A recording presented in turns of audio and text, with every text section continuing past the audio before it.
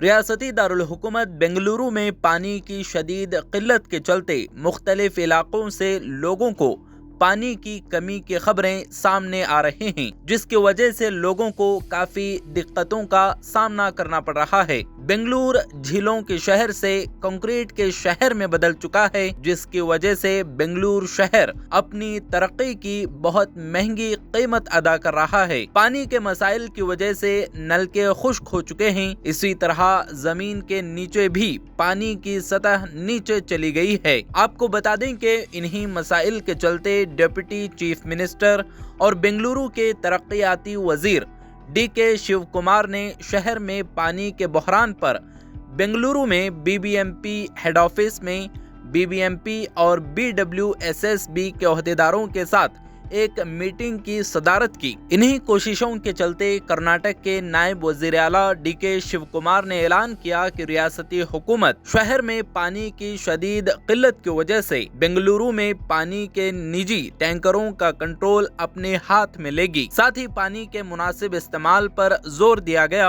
اور ٹینکر کی قیمتوں کو کنٹرول کرنے کے منصوبوں کا بھی اعلان کیا گیا ہے۔